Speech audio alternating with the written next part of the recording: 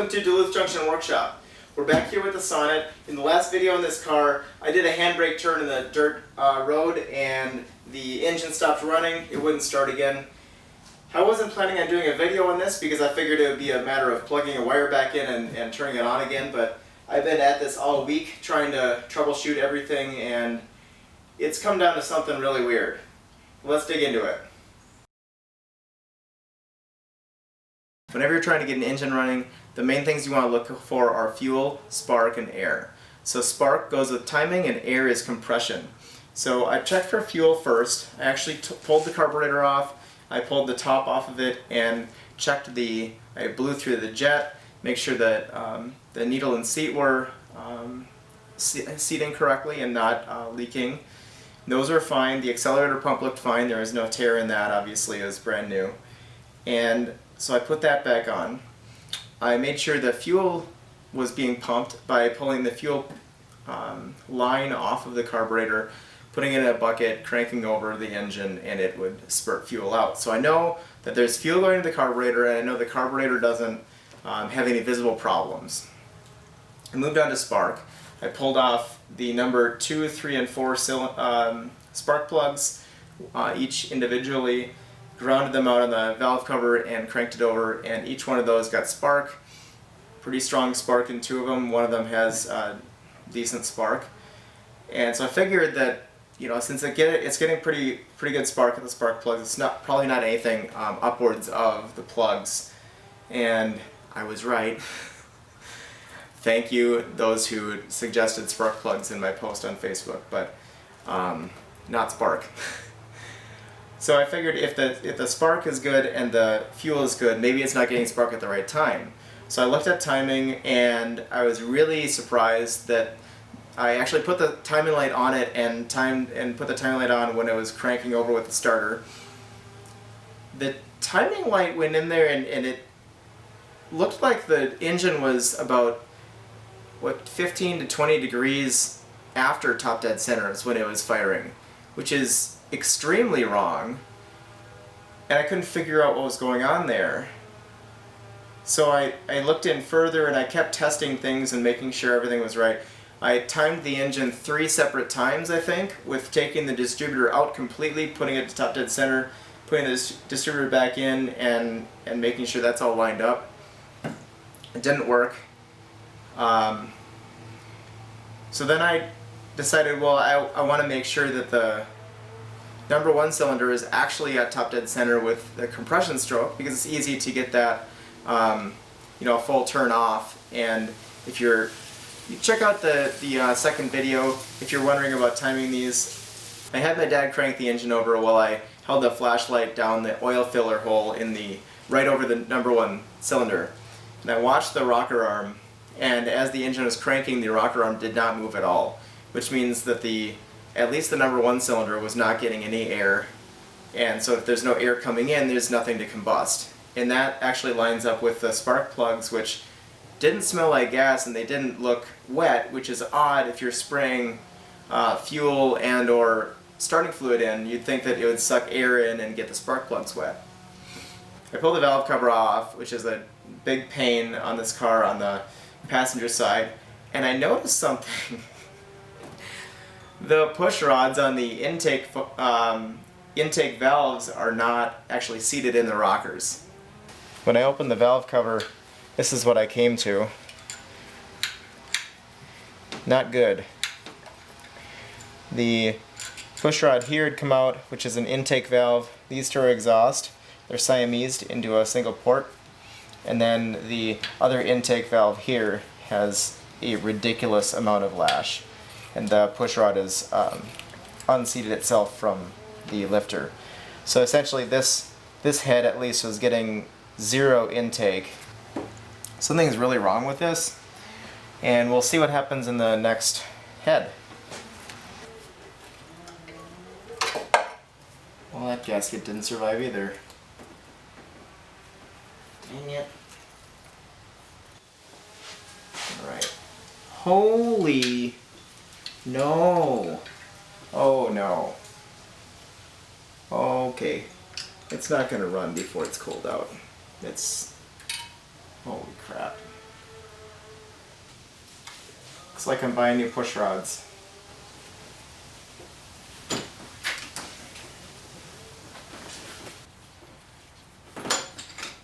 Yep, 3 bent push rods. I gotta figure out what's going on here because that is an odd coincidence for the intake valves to be bent and not the exhaust, wouldn't it be? I called Napa about 3 or 4 times. We went through a whole list of different cars that should have similar push rods to this. Ended up with going with a 2-liter Cologne V6 from a 1989 Mercury Scorpio or Ford Scorpio. So those are coming in through Napa. It's a special order item, but if you're looking for them, you can't get them for a Pinto, you can't get them for a Granada, you can't get them for a Saab. You can get them for a Mercury Scorpio. So look that up. I'm going to pull off the push rods from the spare engine, throw them in here, and when the new ones come in from Napa, I'll throw those in the spare engine so that one continues to be complete. Let's get to it. This is Tyler from several months in the future. As of now, I only have 1 Napa push rod. I'm not sure that they have the other 7 in existence. So if you're ordering from Napa to get Saab Sonett push rods, be very careful. I'm going to offer a couple options in the description of different push rods that are the same length, but they have a slightly different head size, so I'm not sure if that's going to work. Hopefully it helps someone, and I'll probably try them out myself and report back. And put these in.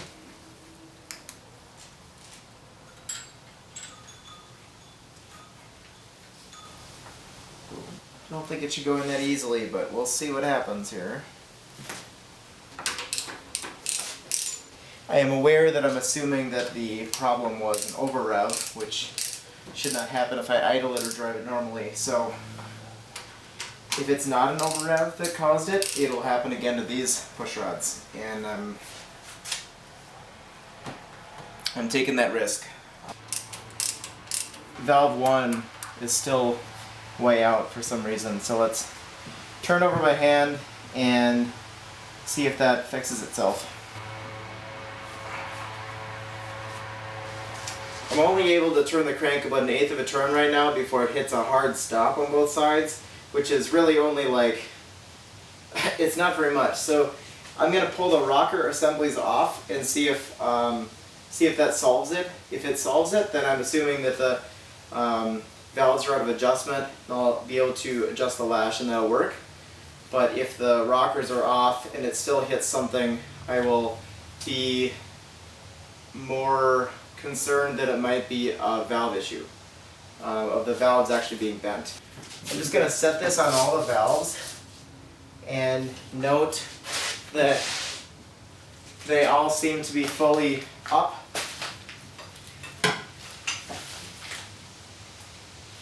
Those do as well. So if there was one valve that was slightly lower, I would assume that maybe the end of it got bent inside the cylinder and it wouldn't be able to slide all the way up, but they all look like they're coming fully up into the cylinder head and probably seating properly. I've reinstalled the oil diversion plates and the rocker assemblies.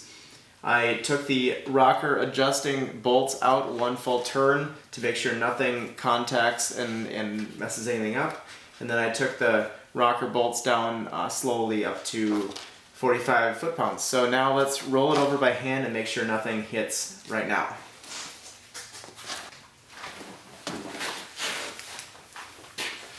It turns a little bit more, but it's still tight. Yeah, it's still hitting stuff in both directions. I'm going to take one off and narrow it down to 1 bank of cylinders. Oh, and it's stopping. So what happens is, if I spin it one way, it'll stop here. Let's say it stops here. It spin it the other way, goes over 360 degrees before stopping again. What?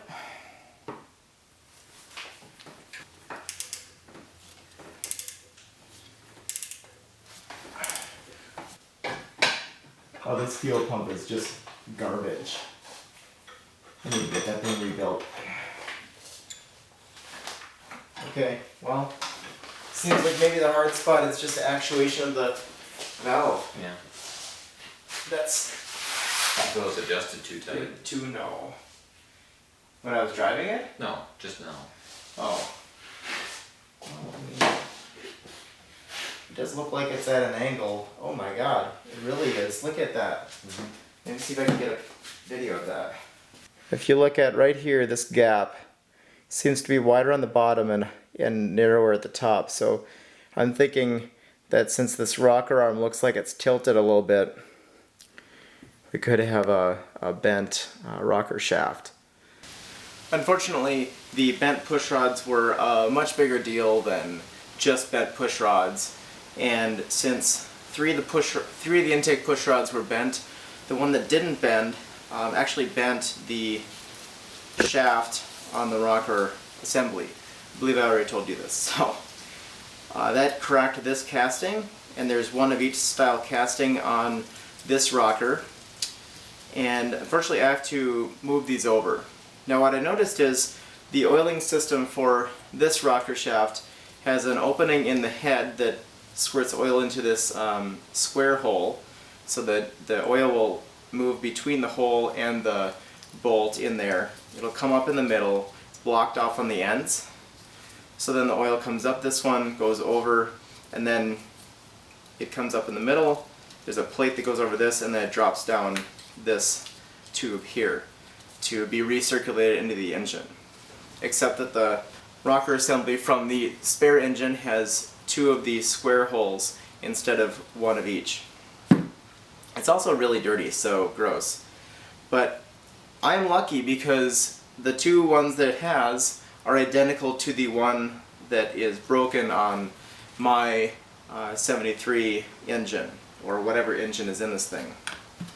My plan is to pull the tiny little pins out the end and pull the springs off, slide everything off the rocker shaft, and then rebuild one on the straight shaft with the correct oiling posts that came on the engine that I have. Let's get to it. I've done some trial and error on how to get the pins out of these rocker assemblies, and what seems to work is my dad's great idea of using a drill bit upside down. So I'm not sure what the size this drill bit is, but you can see for yourself, and then you just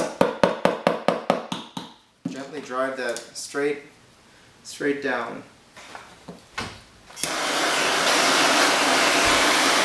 That spring should just basically push it right off. It might need a little persuasion. There we go. And that's off. I've gotten that apart with a clever use of a drill bit, flathead screwdriver, and a small hammer. Now it's time to put it together again. Now I've got the rocker shaft from the parts engine, and unfortunately it does have signs of wear, and it looks like someone ran the engine on old oil for a while. But I gotta take what I can get right now, and I'm trying to get a running engine, so let's throw this on.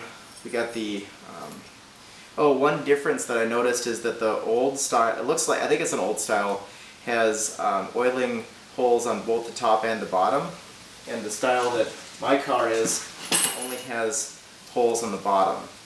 I think it's a provision to get the oil only from the bottom and then move the oil around it. So I'm not worried about it. I'm going to put on all the newest, best components I have out of both the arms, or both the assemblies.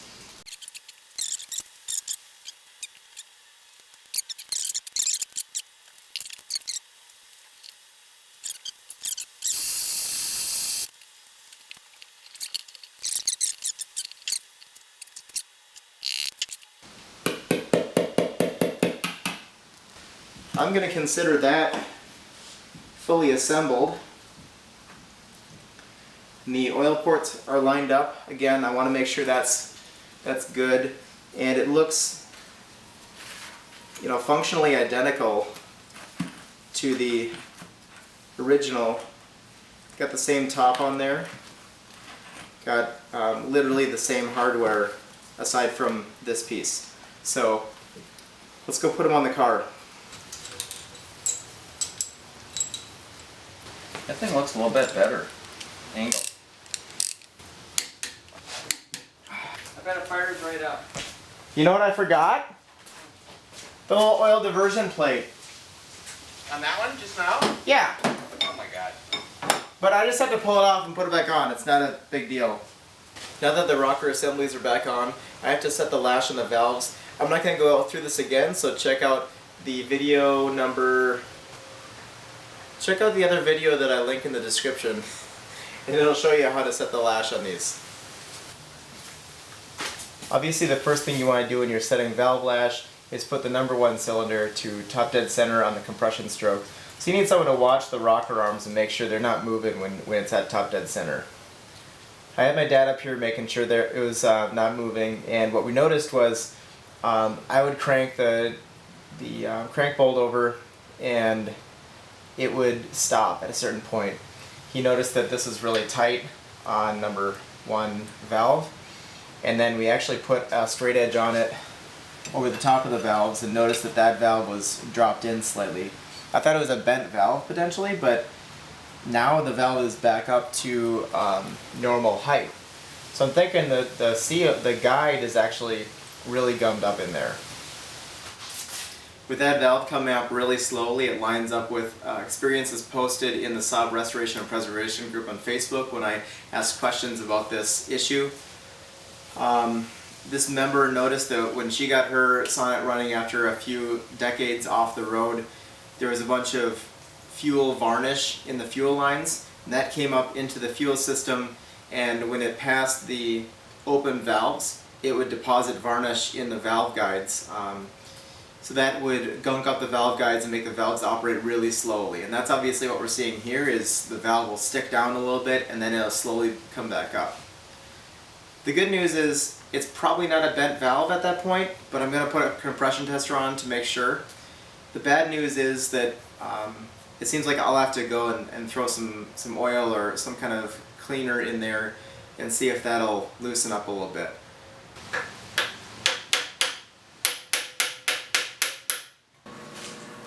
It's been about a week since the last clip, and I've been working on getting those valves to spring back normally.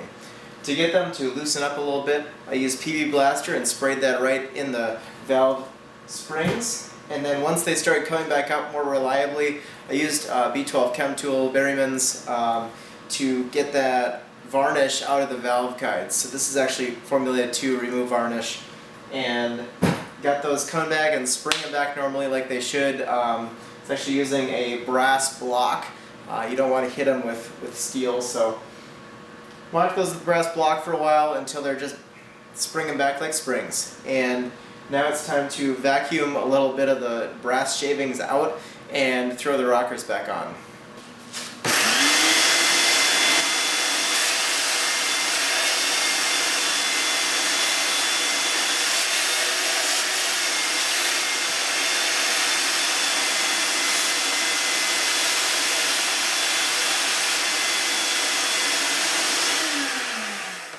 So we can see the varnish inside, and you can see why that would have gunked up the guides, because it's like caramel or something. Not good stuff. I'm going to take some Berryman's and clean that out and put the carb back on so that doesn't make its way back into the valve guides. I'm impressed. I sprayed this chem tool in for literally less than 5 seconds, and that's what the throttle plate looks like. You saw it before. Check this stuff out. This is amazing. Just took the Berryman's inside the intake manifold as well. Still a little bit in there, but I think it's good enough for now to start looking at the rest. One of the things that I have to work on is the fuel pump down here really leaks bad, or something around it does. I'm pretty sure the fuel pump was the thing that had the varnish in it in the first place. That unfortunately I put a filter before the fuel pump to protect it from the gas tank, but I never put a fuel filter in the line from the fuel pump to the carburetor. So I think that fed varnish from the fuel pump in there, and we've got a new fuel pump coming from the UK right now. So once that gets in there, I can hook everything up. But the plan right now, I think, is to keep the fuel line unhooked here and try to bottle feed it on Berryman's once it's, you know, all dried out and such. Ah, clean. Get everything hooked up. The compression tester says that I need to have the engine warm before doing it, so I'm going to start this thing on Berryman's and see if it can, you know, take that varnish right out of it. And the fuel lines are disconnected, and everything from the fuel pump is disconnected, so it's not going to be spraying anything, hopefully. Go.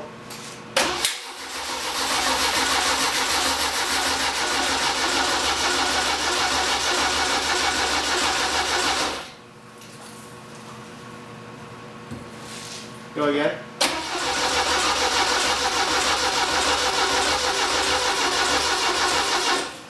All wires tight on the distributor and the coil. Oh. That might be useful, right? I don't know what it does, but it's a loose wire on the coil. That's what that condenser is. Yeah. Okay, go again. Oh. I'm gonna throw this in. Ready, set, go.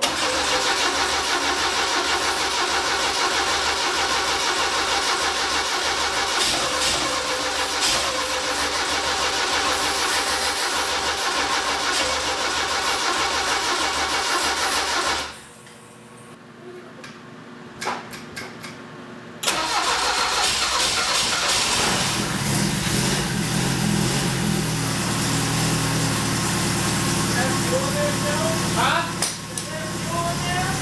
Yeah.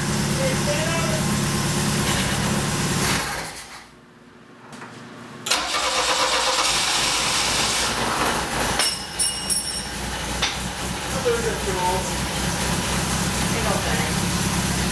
You're gonna open the throttle just slowly. I'll get there.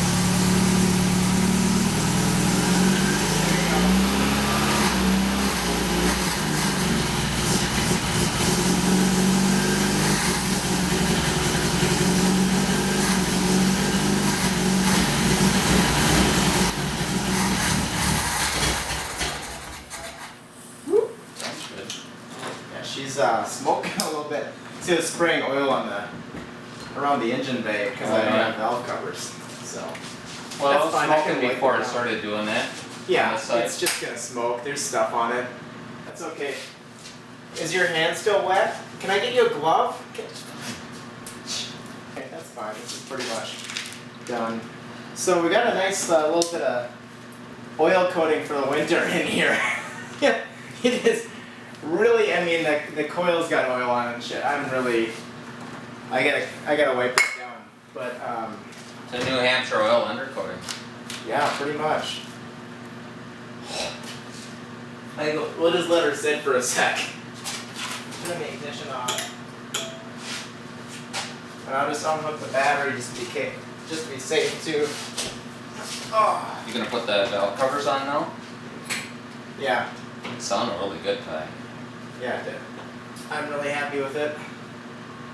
And, you know, unlike the first attempt, I think we actually may have cleared some varnish out instead of letting it collect. You wanna? I think that's completely done, isn't it? Yeah. Nice.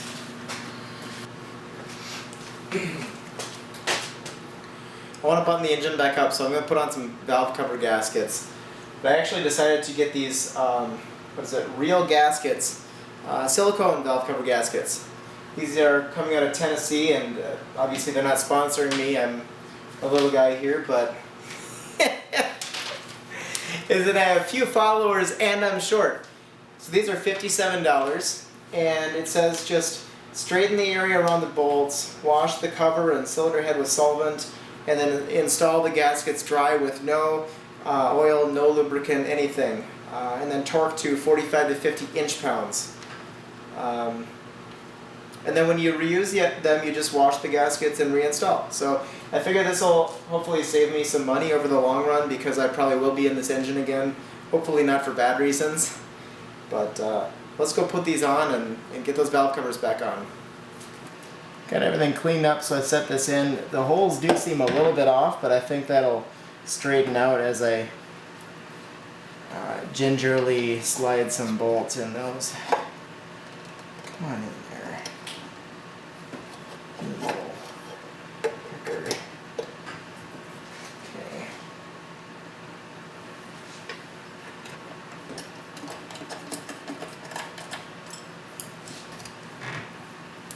Holy crap.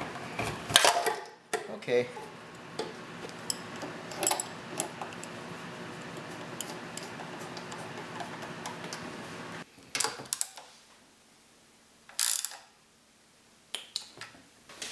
Next thing to figure out is the fuel system. I think the fuel pump was really dirty last time and it was a big culprit in the varnish issue.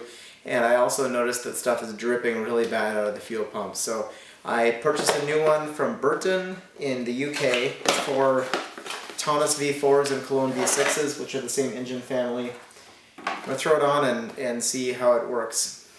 Here's the new fuel system. We got the pump down here. Line goes up in front, zip tied there, zip tied to the alternator bracket. Got a fuel filter and then into the carb. Time to hook up the battery and see if it'll start on the tank gas again. Give it a jump start.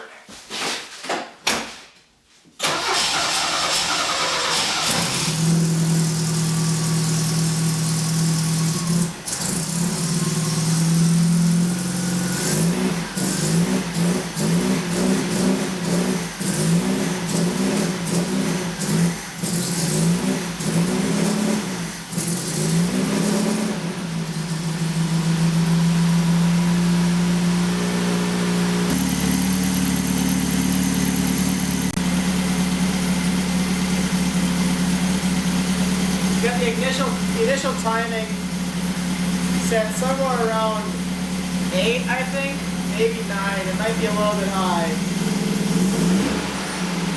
We definitely have some advance working. It's good to know.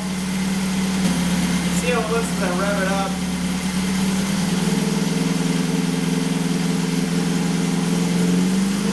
Now it's advancing all at once.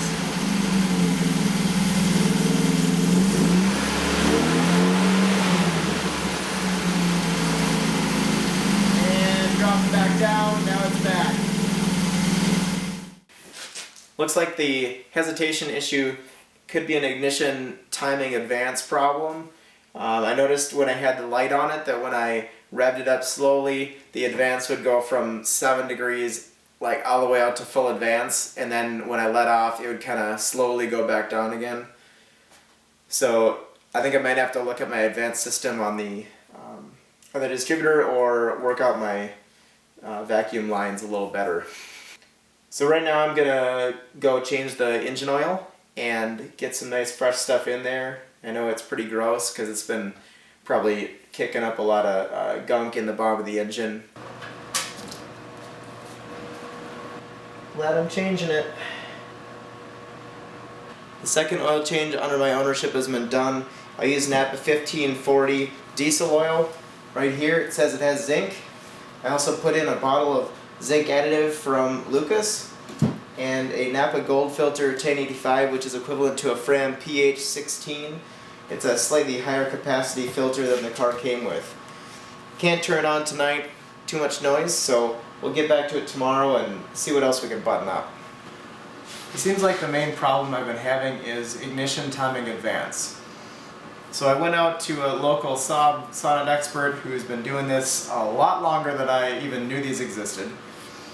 And he talked me through a couple problems that they can have.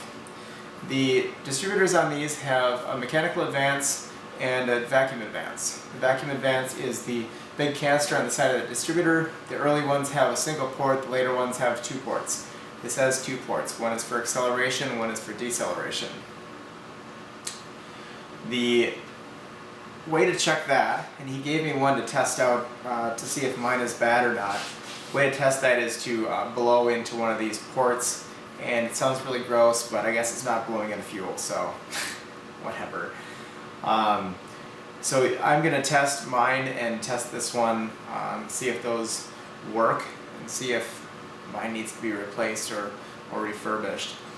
The other thing that can go wrong is that this is actually something someone mentioned on the Saab group on Facebook, is that the mechanical advance inside the distributor, which basically is 2 counterweights that fly out as the engine revs faster, and they have a couple springs to keep them in line. If those get a little gunky or the pivots get crap on them, they might not spin out all the way. Since when I rev the engine, it goes from base timing straight out to full advance at some point when you rev it. I'm thinking that that could be the main issue I'm having, is just gunked up pivots in the mechanical advance. But it's still good to look at both of them, and I'm gonna go dive into both of them tonight. You may ask why I'm even doing this. Why don't I just buy a new distributor? I wanted to, but they're $300. So, taking the advanced canister off. Alright, there we go. So essentially when the vacuum comes in or out of these things, the magic happens inside. This little thing goes in or out. When this goes in or out, it acts on the plate inside the distributor to turn it a little bit advanced or a little bit retarded. So that's going to go to the side for now.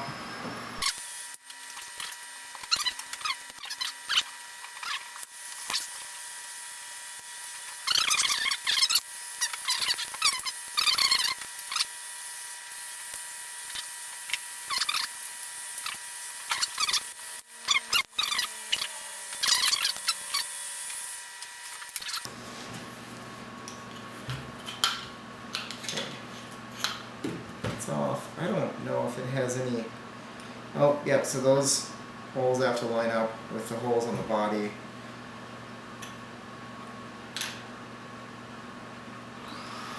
You can see the weights in there.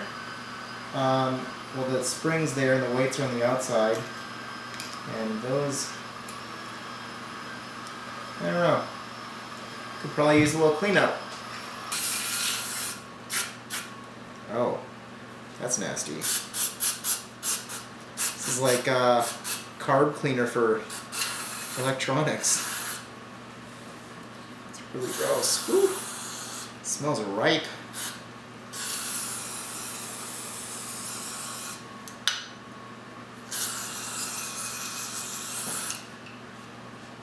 A lot of gross crap coming out, but it's looking to be a lot cleaner in there now. It seems like it's working properly here. Was it stuck? No, but it was grimy. I'm wondering if I should throw some silicone lube in or something just to...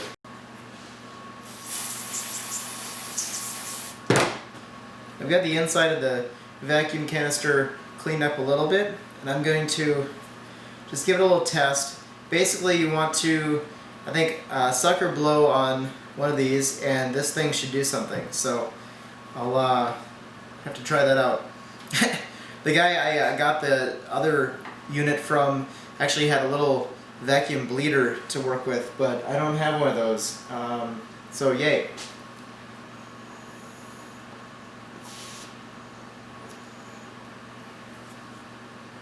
So you can see that it does operate, physically does operate.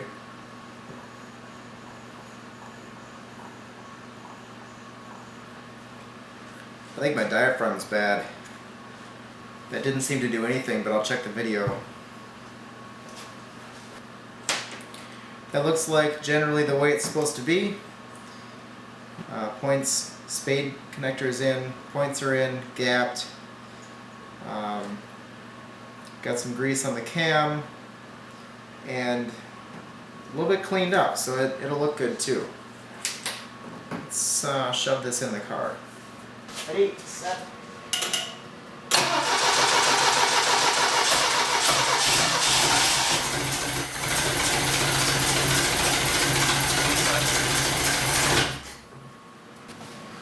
Okay, Dadster's here. Had to pull him off a Vice Grip Garage video. Can't you be loyal to my channel? Ready? Yep.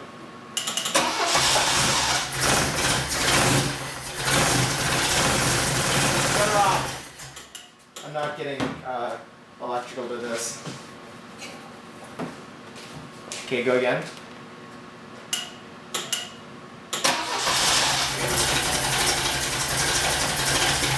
Oh! She is way retarded. And I'll go.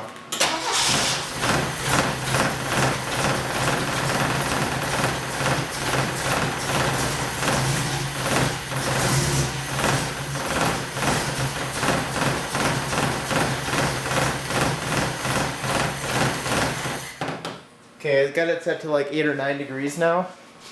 I'm gonna screw it down.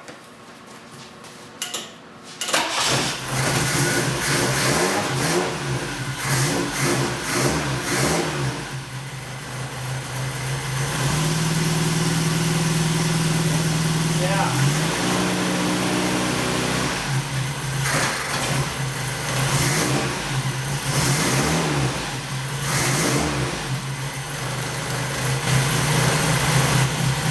Drive it up slowly. More. More. Keep going. Oh. Back down. A little bit up. A little bit down. Go back to idle. Is that idling? Now we're back to like 7 degrees. Seems like it's advancing a little bit better than before, so I'm going to call it a win for today. Alright, it's Thursday morning, and this car is cold, so I'm going to give it a shot and try to drive to work.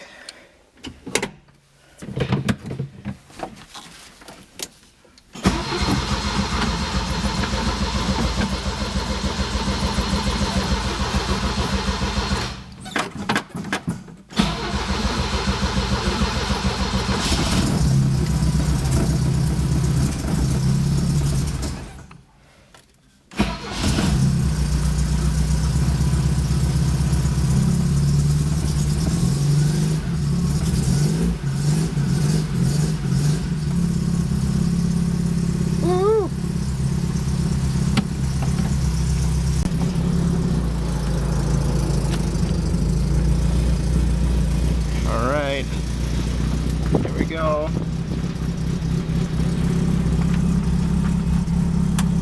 Still got no seatbelt, unfortunately, so just gonna. There's neutral. Come on, where's neutral? There we go.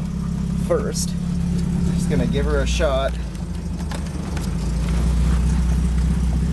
Ooh, sun visor's nice today.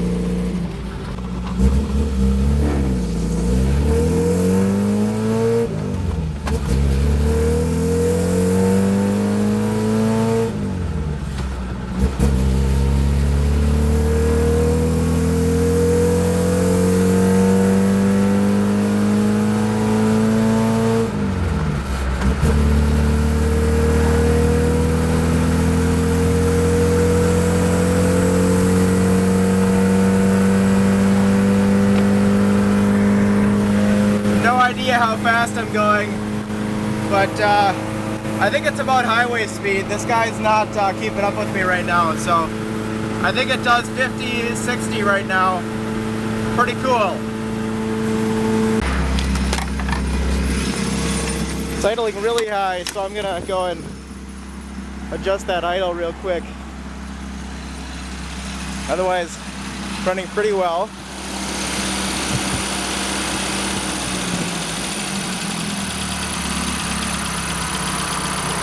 Better. Yeah.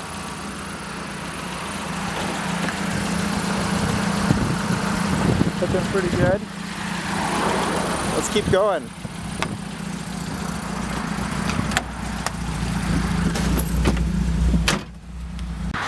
Alright, I'm here, I'm at work.